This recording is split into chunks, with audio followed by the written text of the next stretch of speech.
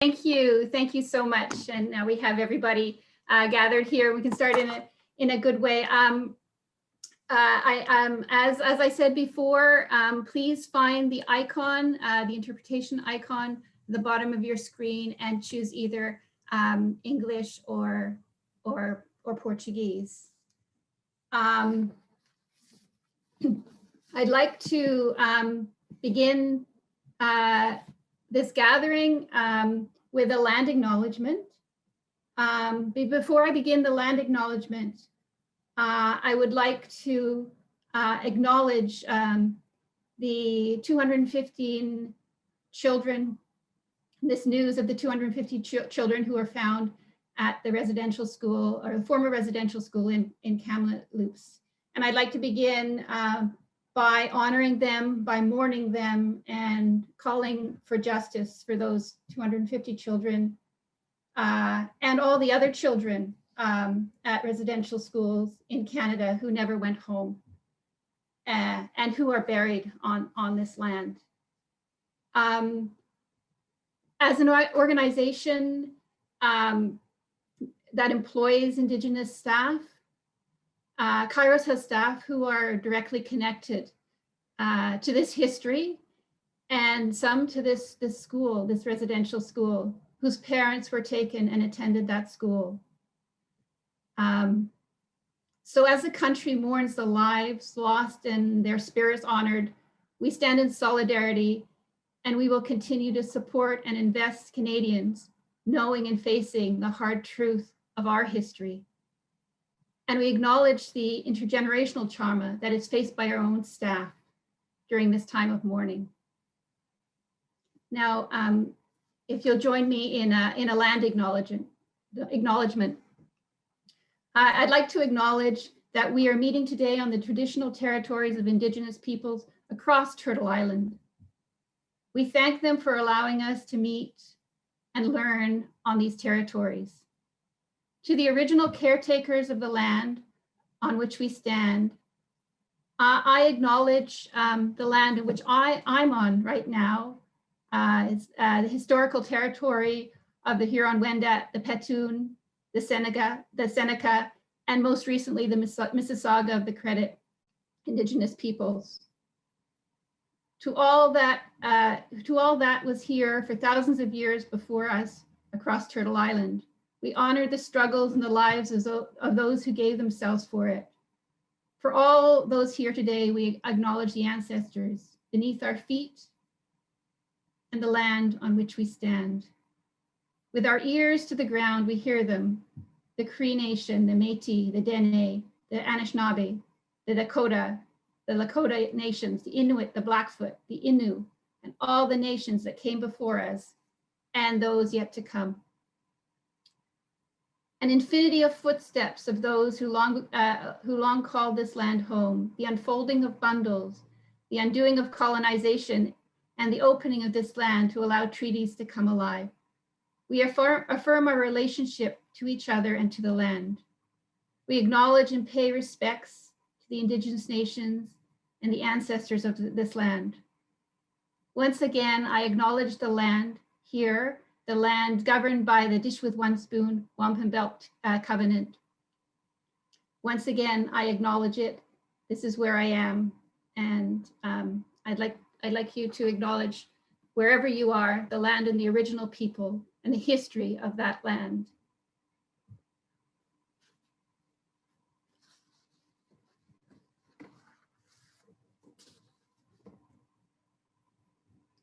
So, greetings, everybody.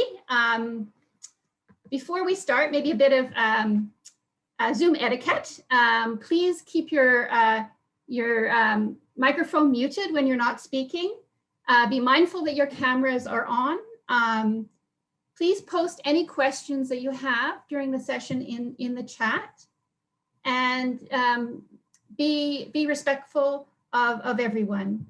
This event is being recorded in English and Portuguese, and the recordings will be available in a few days. Hi, good afternoon. My name is Rachel Warden, and I am Partnership Manager at Kairos.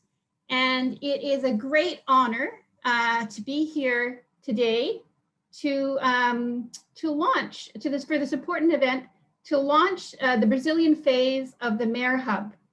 The Mayor Hub is Kairos's living digital hub on the gendered impacts of resource extraction. Mayor Hub stands for Mother Earth and Resource Extraction, Women Defending Land and Water. And it was a call, it was initiated by women land defenders themselves in November 2019.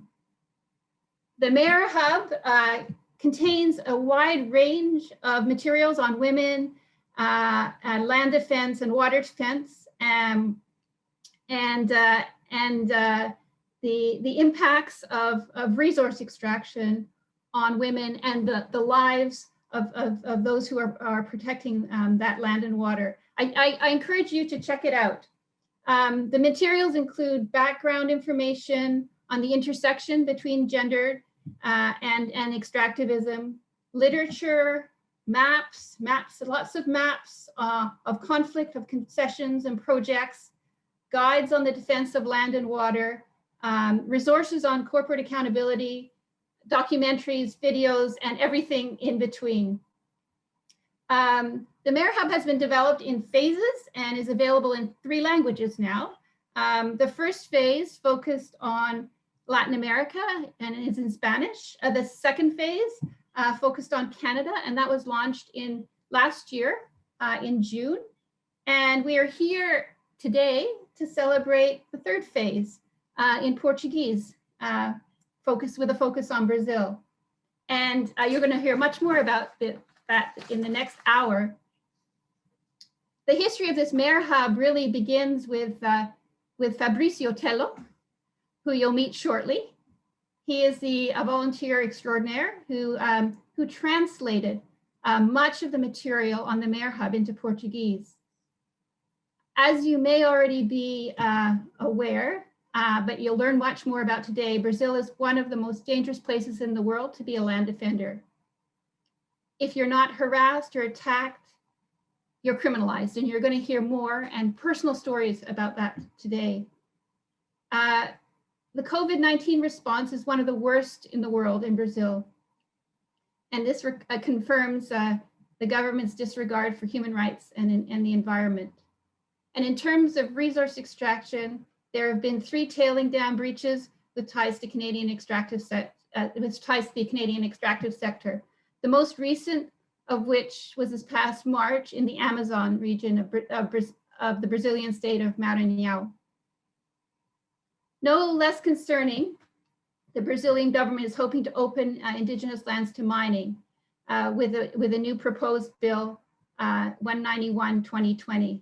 And this past weekend, thousands of Brazilians took to the street to protest their government's COVID-19 response. Sônia and Maria Júlia, who you'll hear from shortly, will talk more about this context.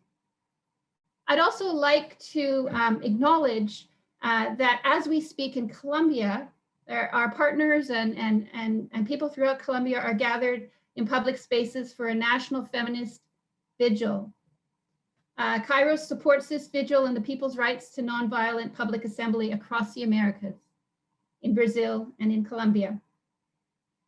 Now, it is with great pleasure that I get to introduce Fabricio Tello, who is really the instigator of this Portuguese Brazil Mayor Hub. Fabricio Tello is a newcomer to Vancouver from Brazil, where he completed his PhD in social science from the Rural University of Rio de Janeiro, investigating land disputes and violence in rural areas. Previously, he served as a researcher on a project for the Rio de Janeiro State Truth Commission entitled Conflicts and Repression in the Countryside in Rio de Janeiro, where he investigated human rights abuses suffered by rural workers during the Brazilian military dictatorship. Fabricio has worked in partnership with several rural movements in Brazil, including the movement of people affected by dams and the small farmers movement. In addition to being a volunteer extraordinaire at Kairos, he He is currently conducting research on literacy in rural Brazil as a consultant with the Inter-American Institute on Cooperation for Agriculture. So Fabricio will be your moderator today in today's discussion with Sônia and Maria Júlia in Portuguese. Then Devon Holterman will give a brief presentation from the Canadian Network on Corporate Accountability's new campaign, which was launched today. A short question and answer period will follow thereafter. So please, as I said, please keep your, please write your questions in the chat. But that's enough for me. I want to welcome Fabricio. Bienvenido, Fabricio. Muito obrigado, Rachel. Eu gostaria de... Thank you, Rachel. Eu estou morando no território do povo Coast Salish. I'd like to say that I'm currently living in the territory of the people Coast Salish, includes the territory of others and other indigenous peoples, which is known as Vancouver. It's a pleasure to be here in this debate with Maria Júlia Andrade Zanon and Sônia, which are important leadership personalities fighting for land and water. I'd also like to thank Kairos, especially Gabriela, for the opportunity to be a volunteer here and strengthening ties between these important groups.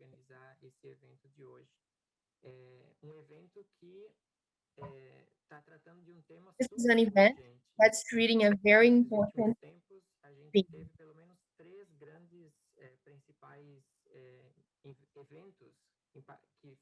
had very important events caused by mining.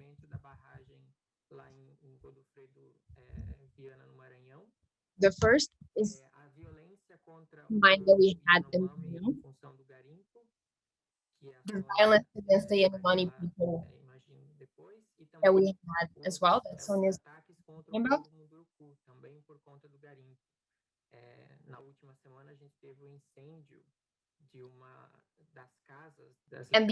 And the problems that we had due to mining. We had a fire in the state of Pará recently.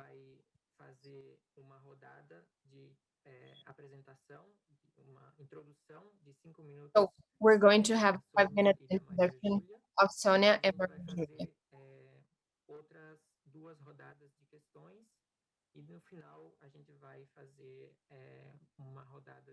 And at the end, we're going to have questions of the public. Então, Maria Júlia, você poderia começar nos falando pouquinho sobre o trabalho do movimento... Maria Júlia, can you tell us a bit about movimento pela soberania popular na mineração? the movement for sovereignty? A Maria Júlia faz parte da coordenação nacional. Maria Júlia is part of the national soberania popular na mineração. Ela possui mestrado em antropologia pela Universidade Federal. She has a master's in anthropology from the Federal University. Em diversas organizações sociais no Brasil. Atualmente, ela multiple na in Brazil. Faculdade Latino-Americana de Ciências Sociais, a Flaxo Brasil, e coordena pesquisas sobre os impactos ambientais da mineração no Brasil, na Fundação Oswaldo Cruz, Fiocruz. E depois eu vou apresentar melhor a Sônia Guajajara. First, I'd like to thank Kairos for this invitation, and especially Fabricio. He's the one that brought me in. I'd like to thank Kairos for this effort, for translating all this material. This is what's going to connect us, so we can share our experiences, even though we speak different languages. So first, I'd like to thank Sônia and tell her I'm very happy when I found out she was going to be part of this activity. I've been following Sônia for many years now, And I'd like to tell her that she's a great model to everyone. And I'd like to say that I'm very sorry for all the persecution that you're having to go through right now, and all women that are trying to fight mining. And I'd like to say that, as Rachel said at first, going through a very different time in Brazil. Things that are happening are not news.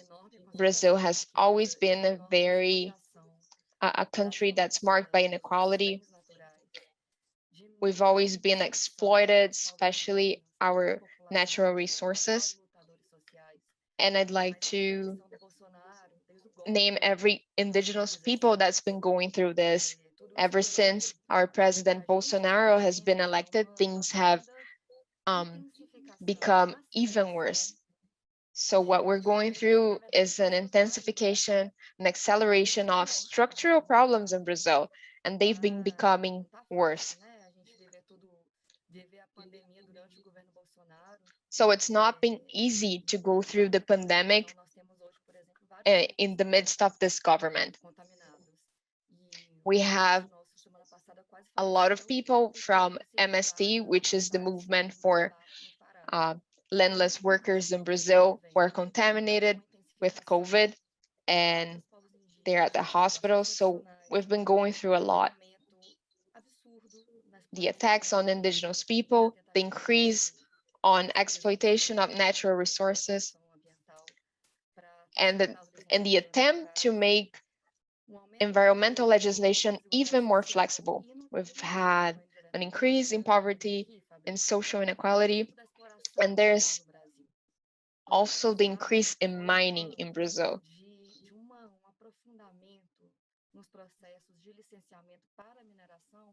Last year, we had a massive increase in licensing for mining projects, for new projects and for existing projects.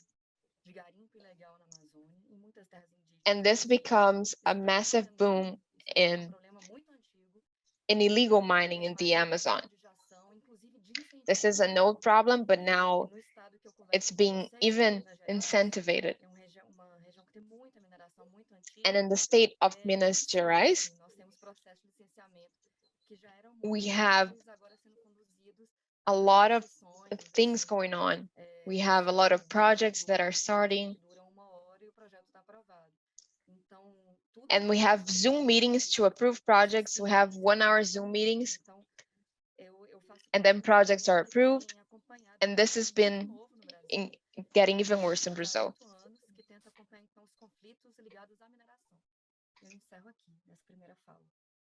So we're trying to follow up on conflicts regarding mining in Brazil. Thank you very much, Maju. I will now invite Sônia to introduce herself. Sônia is the executive secretary for Apib, which is the Articulation of Brazil's Indigenous People. She's also she has a degree in special education from the Federal University of Maranhão, where she was born. She's also a teacher, and she initiated her activism in the articulation of Maranhão State Indigenous People, which then led her to get her current position as executive coordinator at the Articulation of Brazil's Indigenous Peoples, Apib. And Sônia has been recently facing political persecution for her leadership defending indigenous rights from the federal government. So thank you, Sônia, for being here today. I know this is your third webinar today. You had one in the morning and a second one in the afternoon, and now you're here with us. So thank you very much for your effort. If you could also tell us about the impact of the pandemic on the indigenous people, it would be great. I'll now give you the floor. Thank you. Good evening, everyone. Thank you very much for inviting me. I'd also like to thank you for being here tonight. I'd like to thank Maria Júlia for what she said. She was very informative, very strong. This is a difficult moment we're going through.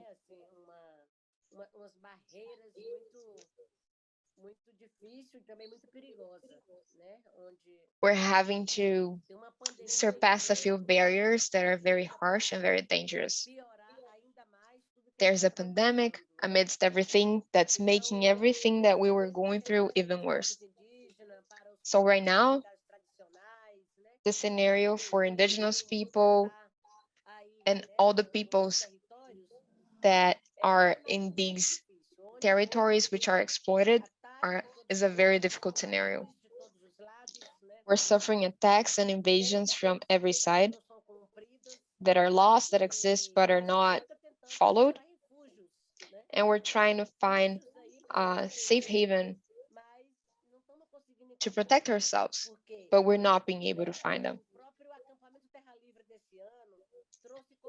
Even the free land camp this year brought as a theme that our fight is still for our lives. It's not only a virus.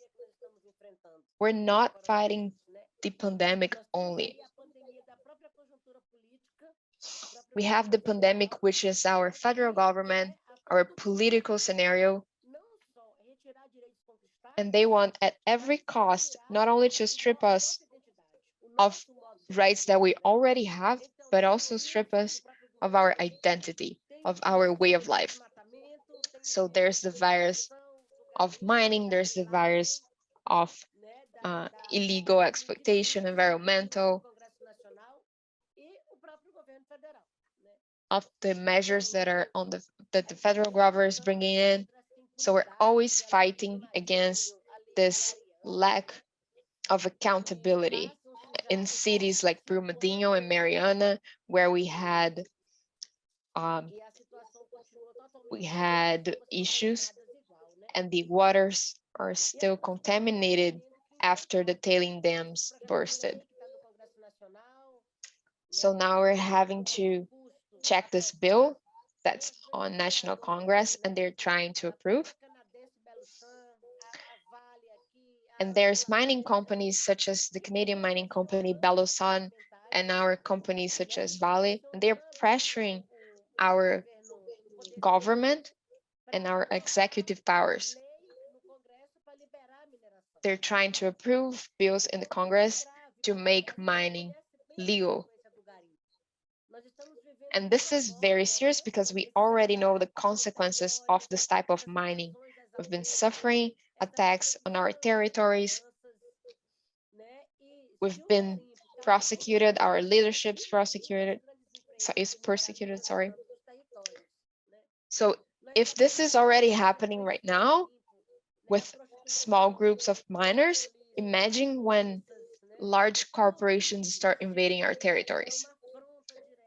Everything that arrives our territory is a direct threat to the lives of our people, like diseases and invasion. We had recent attacks with machine guns to the Yanomami people. And this was not only a decision of the miners that were mining our land. This is also a demonstration from the federal government. They're inciting this invasion. So this fire that happened in the house of women Munduruku women, this is also a way of trying to make us step down in our fight. They're trying to silence us. They're trying to make these bills pass on the executive of legislation of Brazil. So we're women who are trying to fight against this. The pandemic, unfortunately, makes it hard for us to get to the capital of Brazil in big numbers, but we're still fighting. We're trying to articulate together with international organizations, we're using the media, we're using alternative press, trying to bring visibility on all these attacks. The pandemic has already killed around 1,054 indigenous in Brazil, and this has been confirmed. And if we also consider all the people who have died as a consequence of COVID, this number is way larger. So 163 peoples have been contaminated, which is over half of the peoples in Brazil. So this is a very serious issue. The Amazon is the most affected region, and this is still very, very serious. People are talking about a third wave, but this is only a continuity because this pandemic hasn't gone away at any time. The vaccine has arrived, bringing some hope, but it hasn't arrived for everyone. And even though indigenous peoples are a priority group, at least 42% of the indigenous population is not being serviced by this federal government immunization program, because a lot of us are not part or not living in the marked lands or living in urban areas, or are not registered in the census. So 42%, around 42% of our indigenous population is being excluded from this vaccination plan. So we're here to talk about all these mining programs that are trying to destroy our environment and our lives. And we're going to fight this with our unity, with the force of our ancestrality, and all this force that's been with us for 521 years. Muito obrigado, Sônia. Realmente Thank you very much, Sônia. This is very inspiring. Thank you for sharing your story with us. I'd like to ask you to please tell us a bit more about this Bill 191. What are the powers that are trying to approve this bill, and what's the impact that's going to have on the communities connected to Apib and other indigenous communities, and how do the indigenous communities see this bill? One thing that I'd like to bring forward is that indigenous peoples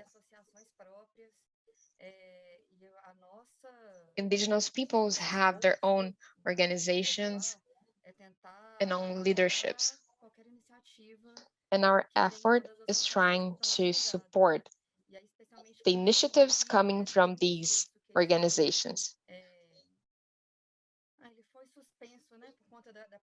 So especially Apib, which has been suspended due to the pandemic, and Apib is the Articulation of Indigenous Peoples of Brazil.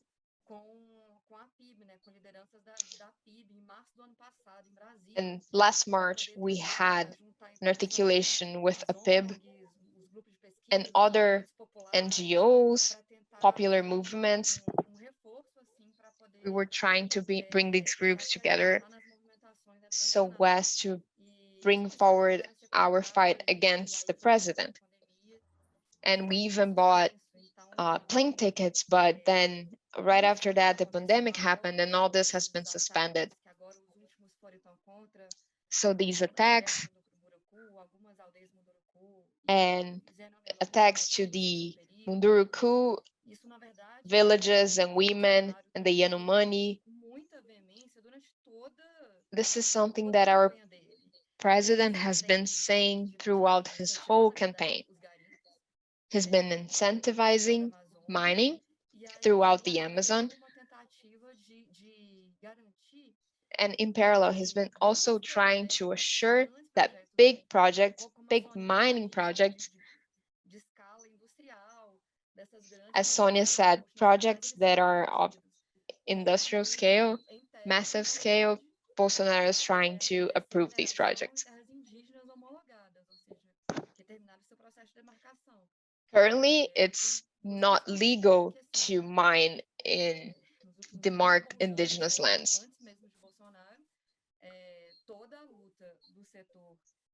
And in the past few years, even before the current president, the fight from miners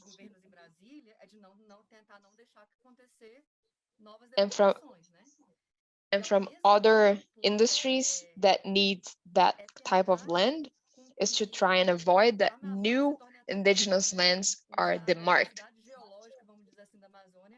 So they're trying to use the geological diversity of the Amazon to bring in new investments.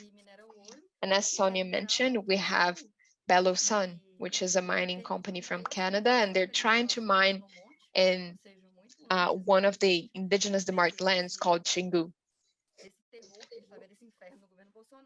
We also had the Belo Monte industry. And during the government Bolsonaro and before it, we've been looking at the Amazon trying to extract our geological resources. So what's happening now is a more coordinated approach. Bill 191 is not the only one that they are trying to approve. This is not the only project that's trying to approve industrial mining in the Amazon, and this is the saddest part.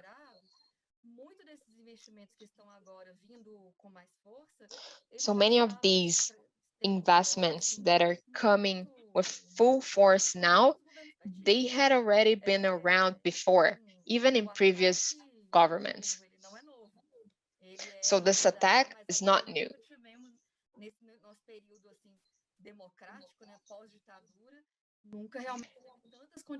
In our democratic period, post-dictatorship, we've had many projects, many bills that they're trying to approve so we can have mining in indigenous lands.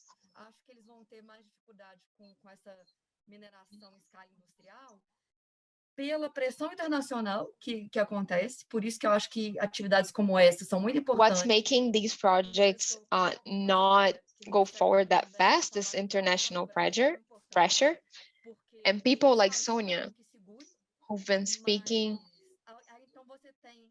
and trying to make noise about what's going on. So we have the situation now. The industrial scale mining is on hold, but small scale mining is going on at full force. And it's not what you think with people trying to find gold nuggets by the river. We're talking about huge machines and heavy metals causing massive destruction, which is also irreversible.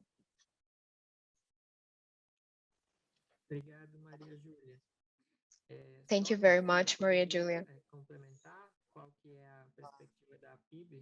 Sônia, can you please comment on Apib's perspective on this? We're totally against this bill, and we want to stop it. Before, we had project or bill 1610, which they were trying to approve for a while.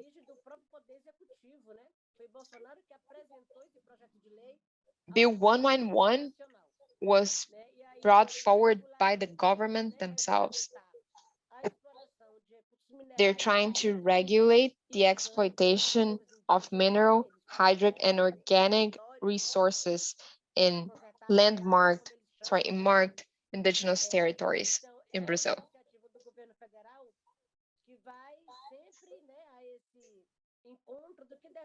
So this initiative is from the federal government, and they're trying to bring forward what our President Bolsonaro has been defending for a long time, because they want to leverage indigenous territories economically.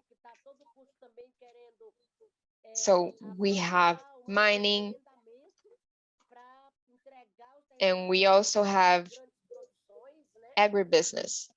They've been trying to improve the use of land.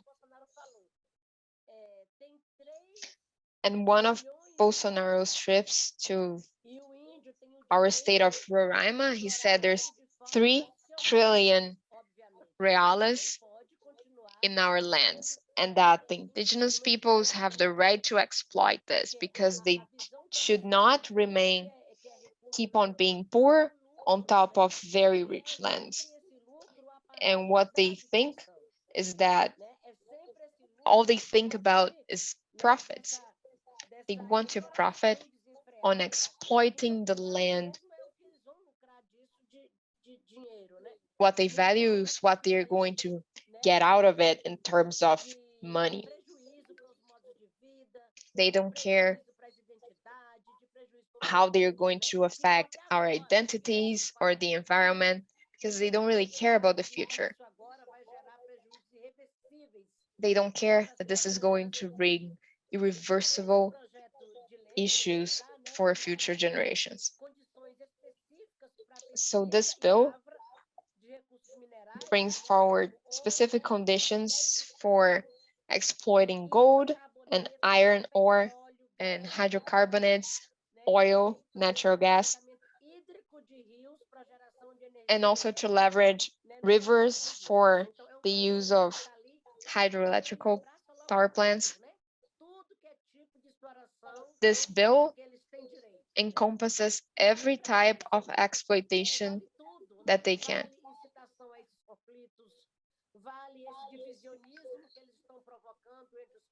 So for this, everything, they can do everything.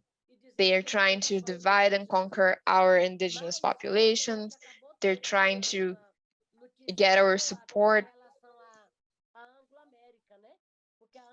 And today we had good news. There's 27 requests for mining on the Anglo-American. And we've been trying to take out these requirements, because all of these mining requests are within the marked indigenous lands. And today we got this information from the Anglo-American Association that these 27 requests have been reviewed.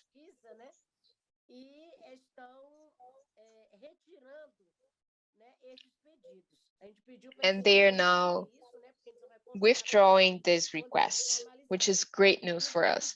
This is being now formalized, and out of these 27 requests, 13 were requests to exploit the Munduruku lands.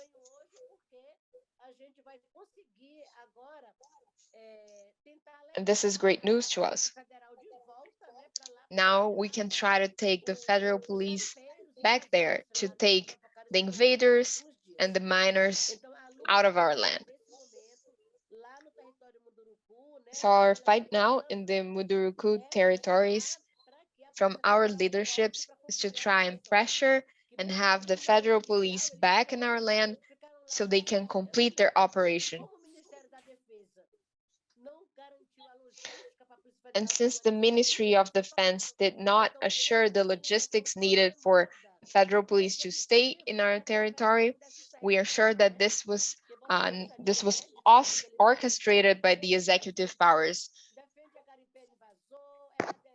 because President Bolsonaro defends invaders, he defends miners.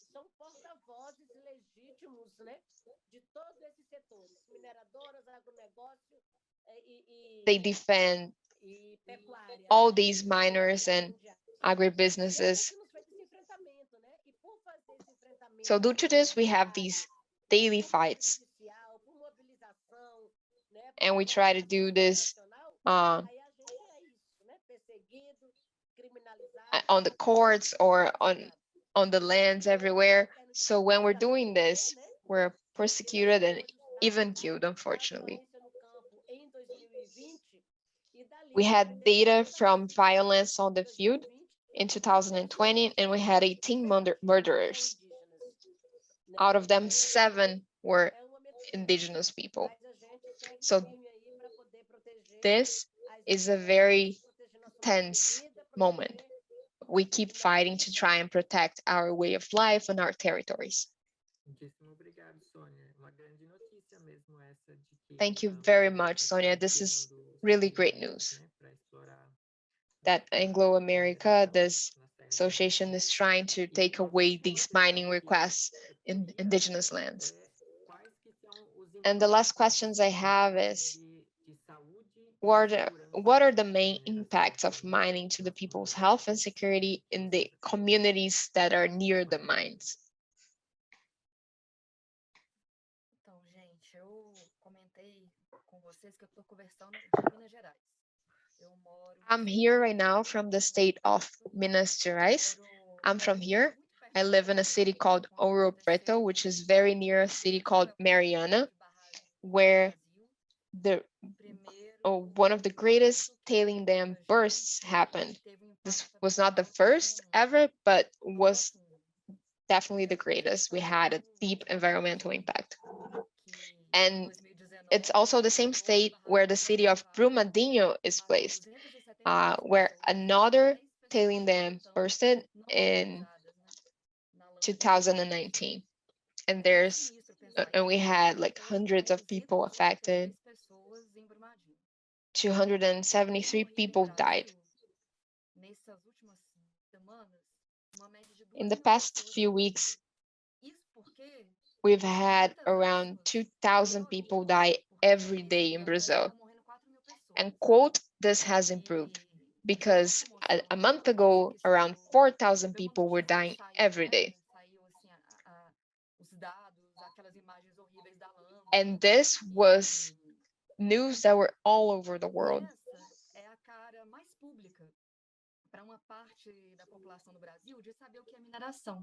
And this is the most public view on mining in Brazil, what we had in Mariana when the tailing dam burst. Because a lot of people found out about mining in Brazil and its impact when they saw the images of Mariana and how the mud destroyed the cities around it, and when they saw that mud getting to the sea and flowing through the river all the way to the sea. And this destruction that was caused in seconds from these two bursts on the tailing dams is insane. In Minas Gerais, we had over 2,000 people taken away from their homes, even family members of mine, because of the impact of mining. We had the tailing dam bursts that caused this massive impact, but we also have the everyday impacts. For instance, risks of blows and the dust and the contamination of water and the noise. We have contamination of the water that's in the rivers or under the earth. A large iron ore mining dries all the water sources around it on a radius of 6 kilometers. And what Sonia brought up is something that I've been seeing in my state for a long time. When they announce that mining is coming, they say it's progress, it's going to bring wealth and bring job opportunities. So they announce it as something great. And I'm saying this from a region that's been mining for almost 300 years. But what I see here is there's no possibility of agriculture in our state because there's no clean water for us. So mining affects the way a lot of people live. For instance, farmers and people who depend on the land, because there's no possible conciliation. Das populações que vivem da agricultura familiar, que vivem em territórios quilombolas, que vivem em territórios indígenas, com a mineração. There's no way that people who live in indigenous lands or other types of protected land to have a good relationship with mining. What also comes with mining is violence. And the impact of violence is not the same for everyone. It's worse for women. And this is something we've been trying to bring attention to in MOM, for instance, which is the movement for popular sovereignty mining. In the fight of the Munduruku people, there's no way we don't think of women. We have letters of people, and these letters come in and they bring testimonials of what's going on. So there's no way that we don't think that most people who are trying to take a stance on this issue are women. And women are the ones who are exposed to most of this violence, and violence including domestic violence, including rape. Mining is an industry with temporary contracts, with odd jobs, and men who work in mining in Brazil, unfortunately, are very harsh men. They're more rude, and unfortunately, they discount this on their women and on their children, their daughters. Another thing that affects people is the dirt. So there's more dust in people's clothes and people's houses, and the weight of taking care of people who are ill also goes onto women. So there's this mountainous region in Minas Gerais called Serra do Espinhaço, and it's been destroyed by mining. And I don't know one woman who's involved in these fight against mining who has not suffered a type of violence, because they're out there trying to speak out, they're trying to do something against it. And every day we're having to help a woman or bring her from A to B to protect her from their companion. We're trying to protect them. And who are these women? They're indigenous, they're African Brazilian, they're trying to come forward, they're journalists. And we have many of these women here now, and I want to bring forward Judith Marshall, and I like to thank her a lot. She's been helping us, especially at the beginning of MAM. She's trying to bring to us the understanding of what it is to be a woman in this fight against mining. And this fight against mining in Brazil has the face of a woman. So I'm asking Fabricio to put up a video of a fight from 2016, from when women from the landless peoples of Brazil and MAM occupied a dam that ended up bursting in 2015. And it was the first time in that region that's been suffering from mining for a long time that we had a direct fight, a direct conflict. It was the first time in the history of that region in which we had a fight, and this fight was started by women. And I'd like to thank everyone here and thank Sônia, saying that it's a pleasure to be here today. Thank Fabricio, thank Gabriela, and thank Rachel as well. Thank you very much for this moment that we're having here. And I'll end by showing you this video. Vida de alguém, quanto vale a vida vai? women fighting against the mud that's violent and kills. Era uma mãe. Quando a lama chegou, I was a mother. o meu menino que estava aqui agarrado When the mud na minha arrived, mão, só de my boy 4 who was anos, here with me, foi he was 4 years old. E se isso and he não was fosse buried. o suficiente, aquele que eu And as if it carregava wasn't aqui, enough, the one that I had with me lama e sangue virou! is Lama now e blood sangue and mud. virou!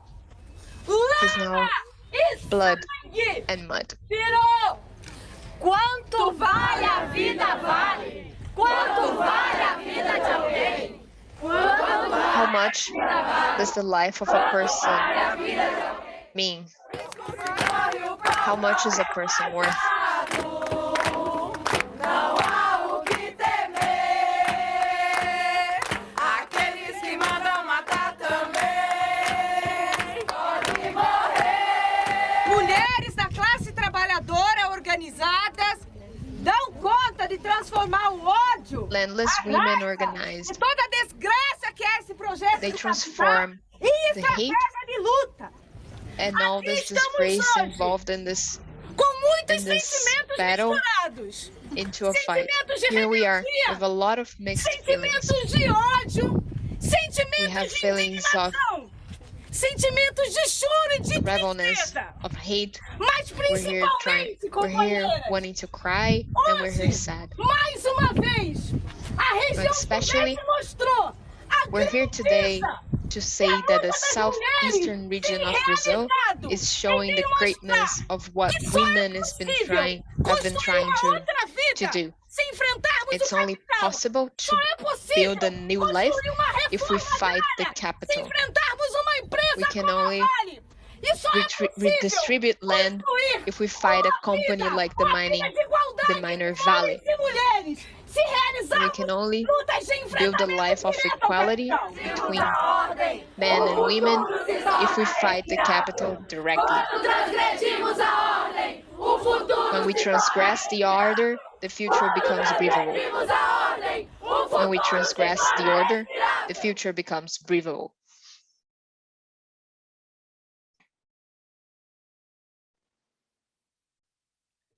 Muito impactante, né? Esse vídeo. Muito obrigado. It's a very impacting video.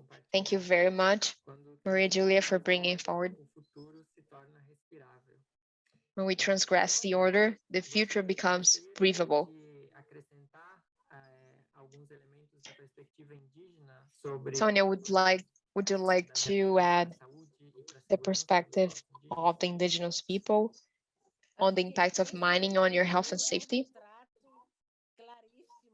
I think this video is a very clear picture of all the consequences of mining and what it causes to our lives. It leaves a trace of destruction behind. And I'd like to remind everyone that these audio files from the miners that have been going around in the month of April, they're trying to organize a mobilization in the capital of Brazil, Brasilia. And these audio files reveal how much they're trying to invest in keeping exploring the land. April, which is a month that's always been considered by us as the month of indigenous peoples and resistance and the free land camp. This month they try to hack this month of April. So these audio files have been going around and people are trying to raffle and to have auctions to see who gives more money so they can get money to get indigenous peoples to the capital of Brazil.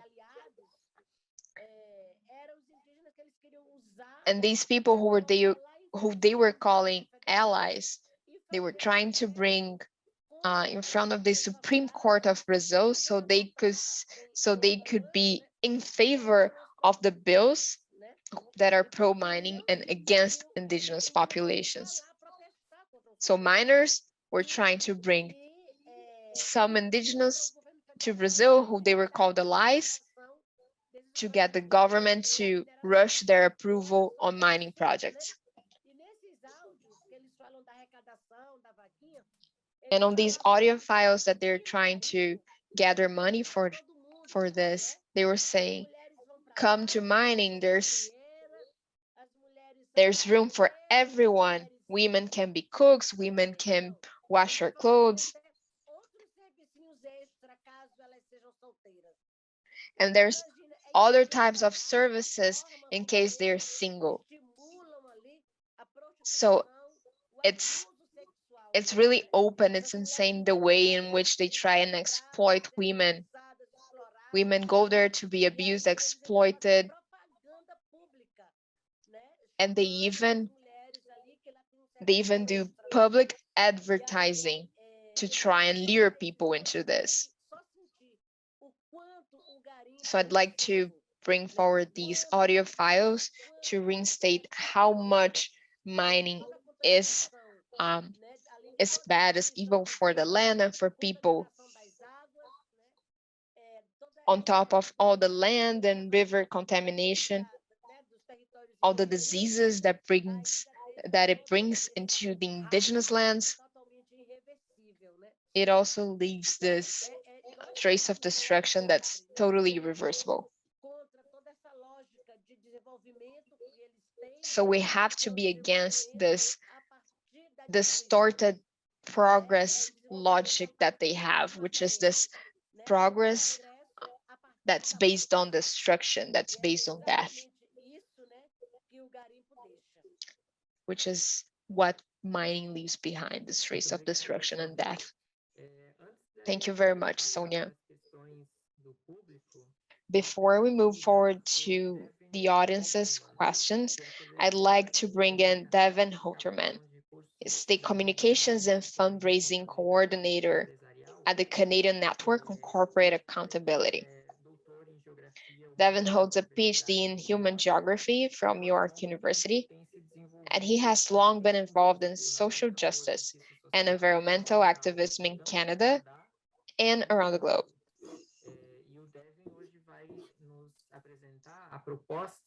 Today, Devin is going to bring us the proposal of the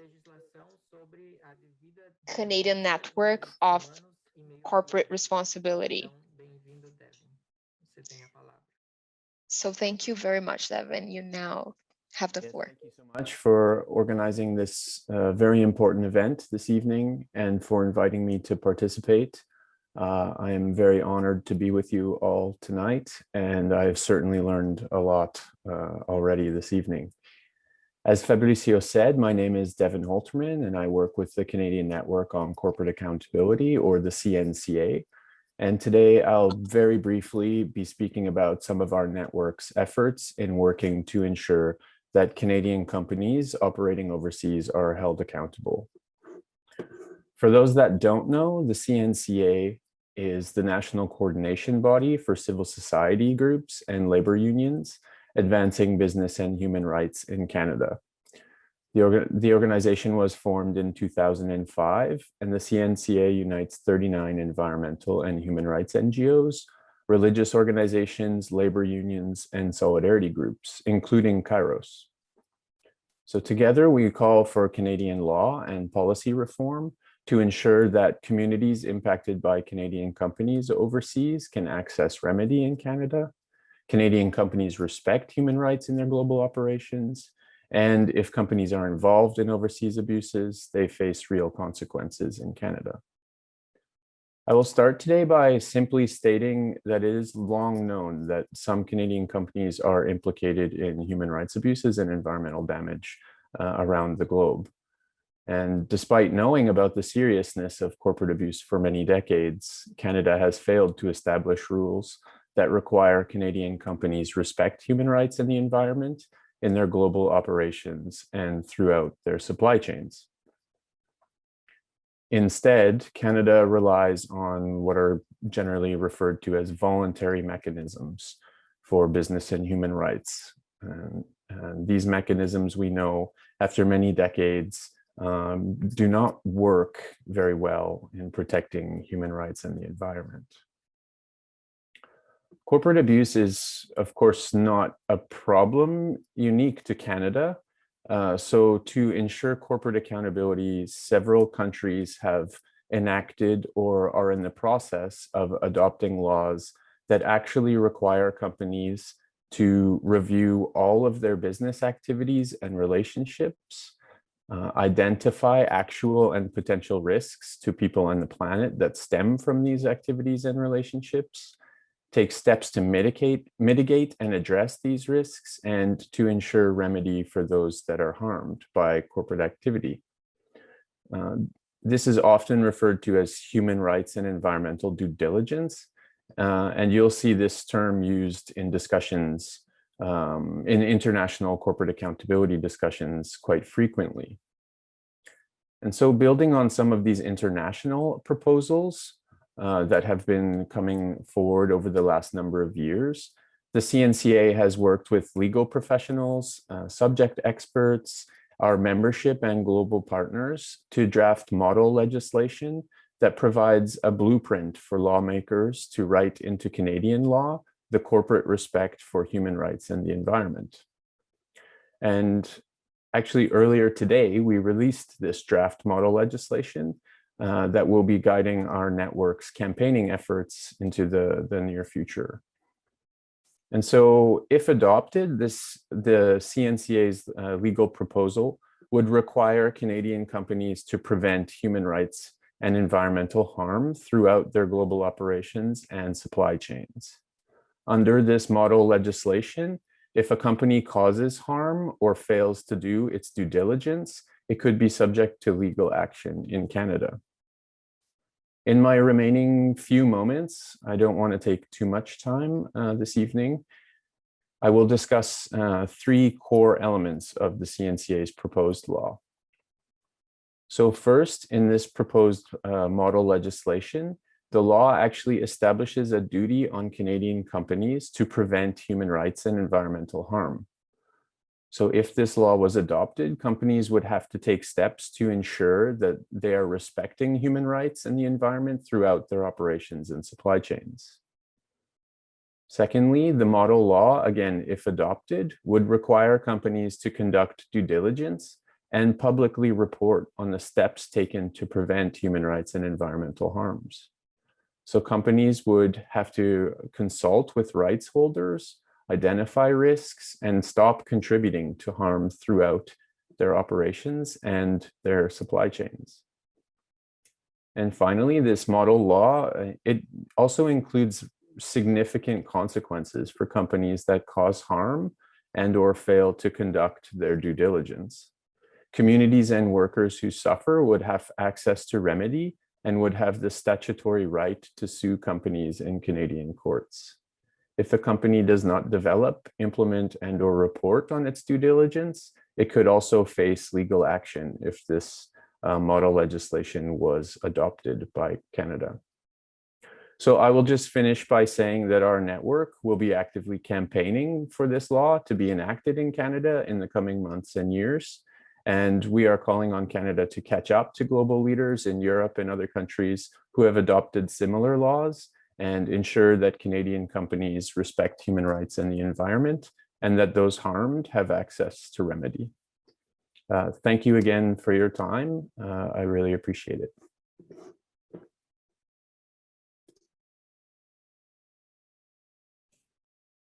Muito obrigado, David. É realmente uma proposta de legislação que parece ser muito promissora em termos de proporcionar. Thank you very much, Devin. This is a very interesting law. This will be interesting to society and to everyone involved, having these companies being held responsible for their actions, especially the mining companies and all the companies that violate human rights. We have two questions, so we can finish. First of all is, how do you, Maria Júlia and Sônia, think that we could build more solidarity ties between Canadian and Brazilian organizations, and how we in Canada can we contribute to the fight for land and water in Brazil. And the second question is the behavior of mining companies during the pandemic. How would you characterize the presence of these mining companies in indigenous communities since the pandemic started? So starting with the last question.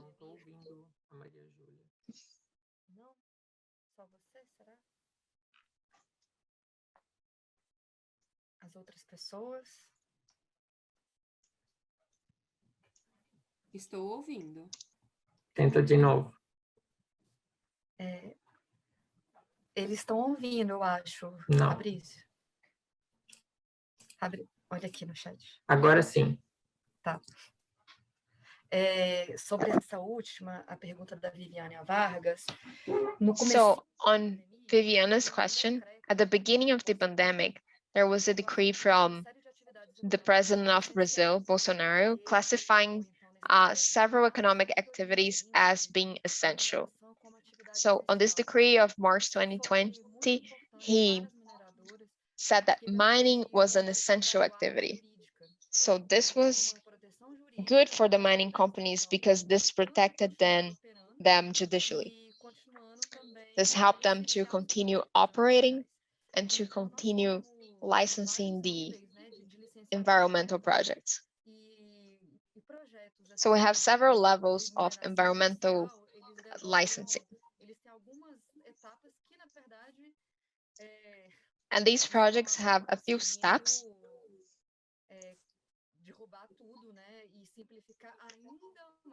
And now the government's being able to bring down these several steps and trying to simplify everything into one single bill that's now passed to the Senate.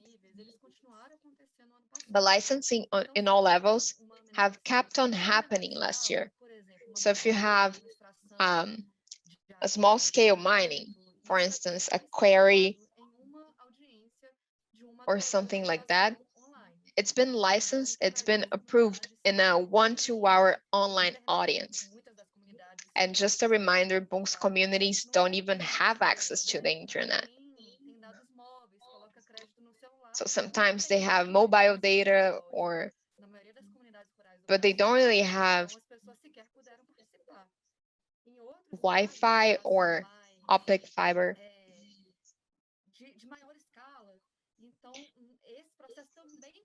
And there were also large-scale projects in which this continued to happen.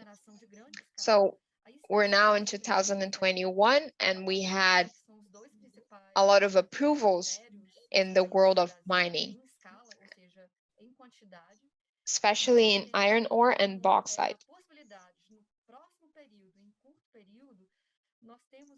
So we have the possibility in the short term to have a massive increase in conflicts related to mining, because we keep on approving new minings, and the ones that already existed also keep on happening.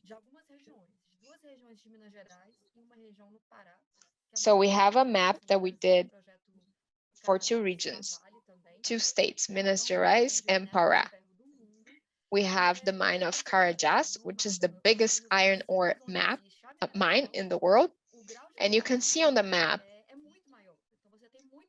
shows the level of contamination on the land, and it skyrockets near the mine. So we have a lot of deaths related to it. And in the neighboring cities or the neighboring communities, you see that the death rate goes down a bit compared to where the mine is. The biggest project of Anglo-America outside of Africa is also located on my state, which is Minas Gerais. And you can see the increase, which is on the temps compared to the municipalities around it, which live on farming and agriculture. So the death rate near these massive mining projects is way higher than the ones around it. So if we can get more support, it would be great, because the indigenous peoples of Brazil are under attack. We need more letters and more testimonials, and we need them translated, and we need them the word spread, because this helps the pressure.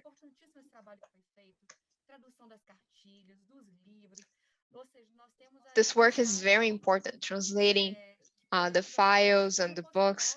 We have this website, which is a repository for materials.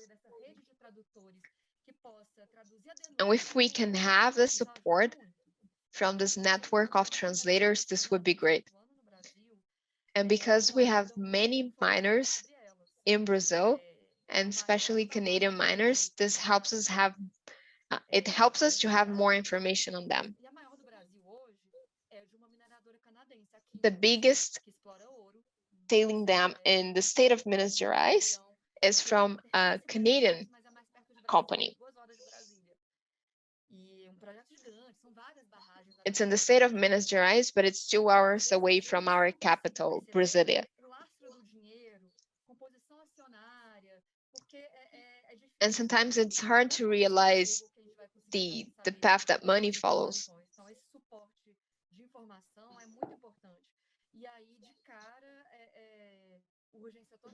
So this information is very important.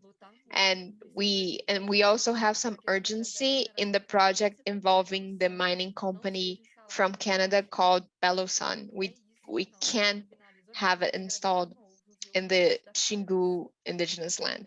And I'd like to thank Carlos for inviting us. Sônia, please.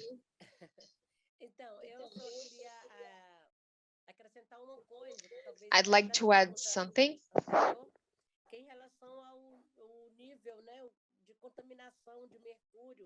I'd like to add something about the levels of mercury contamination, especially in the Yanomami and Munduruku lands. At some point in the Munduruku lands, we had 70% of our people contaminated by mercury. We also had a person who was working, trying to defend the indigenous lands, and they died because of mercury contamination. At the Yanomami land, at some point, we had 90% of our children contaminated by mercury. So this is the result of mining near our lands.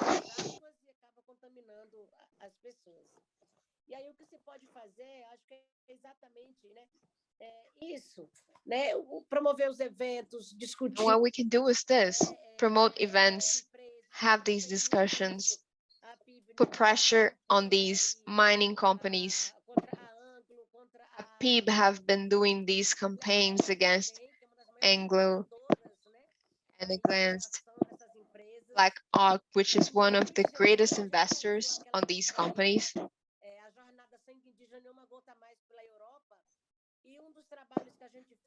And in 2019, we had this informative campaign in Europe, and we talked to people up in the parliament, we talked to the society, so we could create these national laws in each country.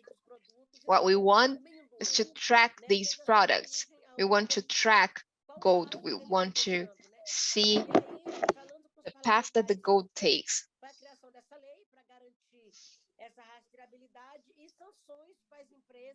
And by tracking the gold, we're trying to bring sanctions to the companies that are involved in this and are not following human rights and environmental rights. And what we ask on the part of society is to keep pressuring their governments and their companies.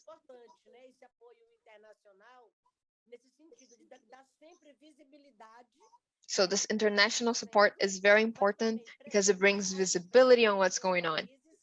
We should also pressure the companies on their companies to try and create these laws.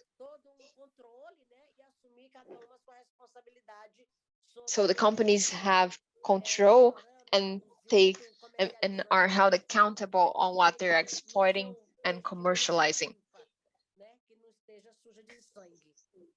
We need products to arrive at their destination in a clean way. We don't want them tarnished in blood. Thank you everyone for this opportunity. Thank you very much, Maria Júlia and Sônia, for your participation. I know you've done a great effort to be here with us tonight. We know, especially now with all this demand, your schedules are probably full. And before we finish, I'd like to reinforce the invitation to all those who have not yet accessed. Você colocou no mudo, Fabrício. Agora que eu percebi, desculpa. Então, eu vou começar de novo. Muitíssimo obrigado. I'm sorry, guys, I muted myself by accident, so I'd like to start again. Thank you very much, Maria Júlia and Sônia. I know you have very busy schedules, so thank you for being here tonight. And before we finish, I'd like to invite you again for you to access the Mir Hub.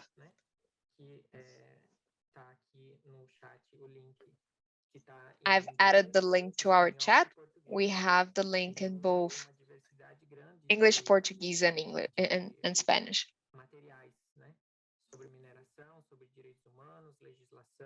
We have a wide range of materials on mining, including maps, podcasts, videos, documents. It's a lot of resources that's going to help in our defense of water and land.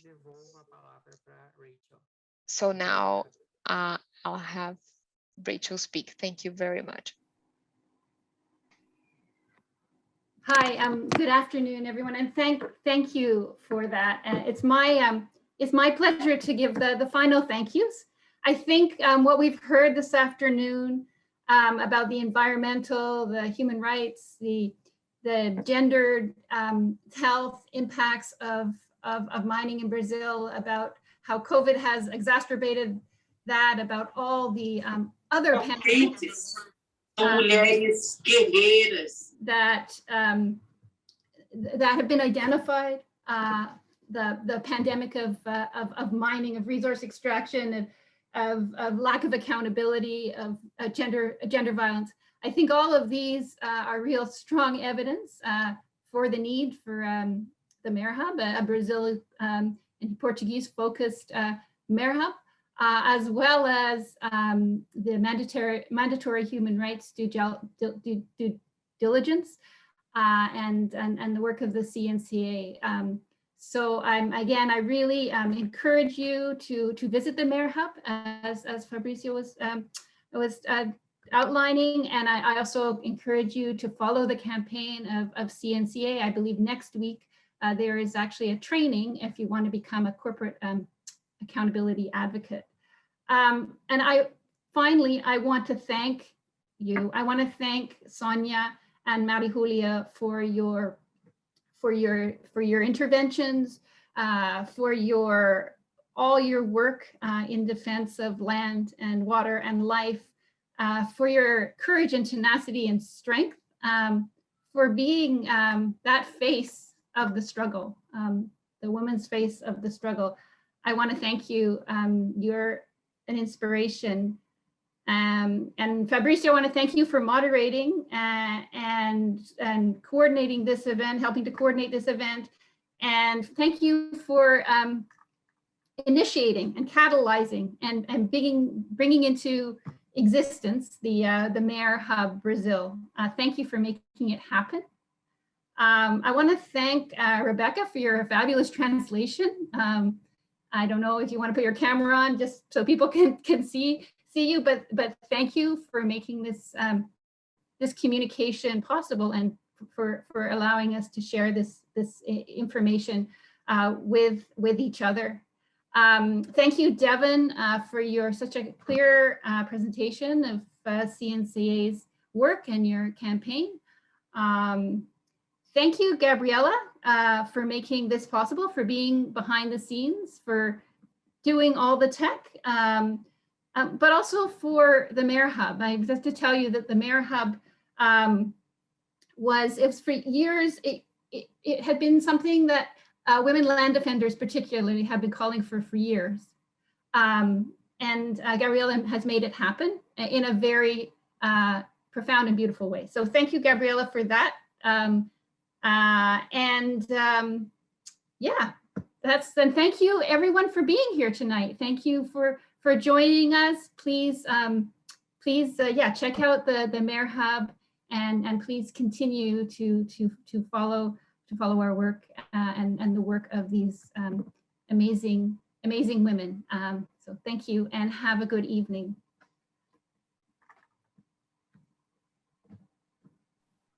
Ciao. Gracias. See you.